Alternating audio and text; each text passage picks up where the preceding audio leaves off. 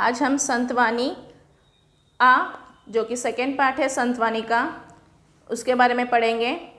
जे का रन जले गान जले, संत तुकाराम इन्होंने इसे लिखा है। ये भी अभंग है। इसमें भी साधुओं के बारे में बताया गया है। संत तुकाराम वारकरी खानदान के संत कवि हैं, जिन्होंने बहुत सारी कविताएं, अभंग और गरुड़े लिखी हैं। उनमें से ये एक अभंग है। जे का रन जले गान जले, त्यासी मने जो आपुले। जो बुरे हाल में फंसे हुए हैं, जो परेशान हाल है, उन्हें अपना कहने वाला, यानी कि जो लोग परेशान हैं, जो मुसीबत में है, उनकी जाके मदद करना, उन्हें जाकर अपना कहना, उनकी हेल्प करना, वो उनमें से होता है। उनमें से यानी कि साधु। साधु का मतलब होता है कि एक नेक इंसान जो एक अच्छे काम करता हो उसे। तो उन साधु जो होता है, जो अच्छे बुरे लोगों की परेशान हाल में उनकी मदद करता है, उन्हें दिलासा देता है, उन्हें अपना कहता है। तो ची साधु ओळखावा, देव तेथेची जानावा। वही एक नेक इंसान हो सकता है, ये जान लीजिए, जो दूसरों को परेशानी में मदद करें। देव तेथेची जानावा, और वहीं पे देव यानी कि भगवान बसता है, यही जान लो। यानी कि वहाँ पे ही नेक काम होते हैं, वहाँ पे ही नेक लोग होते हैं, ये जान लो। मृदु सबाह्य नवनीत, तैसे सज्जनाचे चित्त। मृदु का मतलब होता है नरम।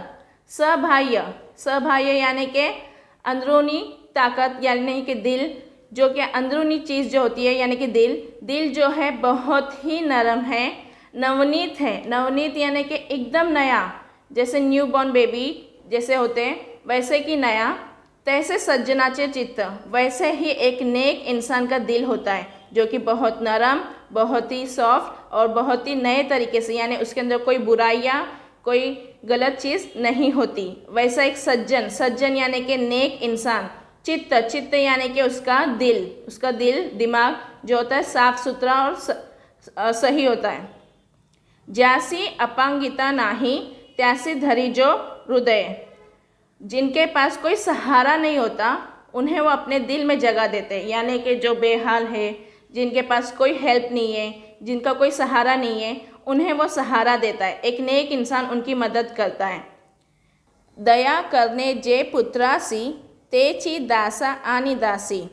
दया करने यानी रहम करना, जे पुत्रांसी यानी कि अपने बेटों से, जैसे कि एक माँ अपने बच्चों पे जिस तरीके से रहम करती है, उनकी गलतियों को दूर कर उन्हें माफ़ कर हर चीज़ उनकी जो ज़रूरतें पूरी करती है, उसी तरीके से हमें भी रहम करना है।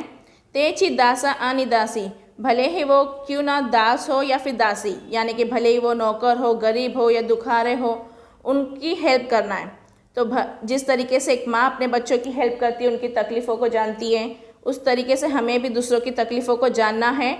वही एक नेक सज्जन, एक साधु कहलाता है। तुका म्हणे सांगू किती, तोची भगवंताची मूर्ति। तुका म्हणे, तुका यानी कि तुकाराम, संत तुकाराम जिन्होंने ये अभंग लिखा है, वो बोल रहे हैं कि मैं कितनी तारीफ़ें करूं नेक लोगों की। नेक इंसान किस तरीके से होता है। तोची भगवंताची मूर्ति, एक नेक इंसान की जितनी भी तारीफ़ करो कम है। वही एक भगवान की मूर्ति की तरह है। नेक इंसान एक भगवान की मूर्ति की तरह होता है, जो दूसरों की हमेशा हेल्प करता है, दूसरों की तकलीफ़ों को समझता है, वो एक साधु कहलाता है। तो ये पोएम से हमें क्या सीखने के लिए मिल रहा है? ये सीखने को मिल रहा है कि नेक बनो साधुओं की तरह। साधुओं की तरह यानी कि जो ऑरेंज कपड़े या कोई लाठी लेकर चलते, वैसे साधु नहीं। साधु यानी कि नेक इंसान, जो दूसरों की मुसीबतों में, परेशानियों में हेल्प करे, जो दूसरों की तकलीफ़ों को समझे। भले खुद कितनी भी तकलीफ़ क्यों ना झेलें, मुश्किलें झेलें, लेकिन दूसरों के चेहरों पर हमेशा खुशी लाएं।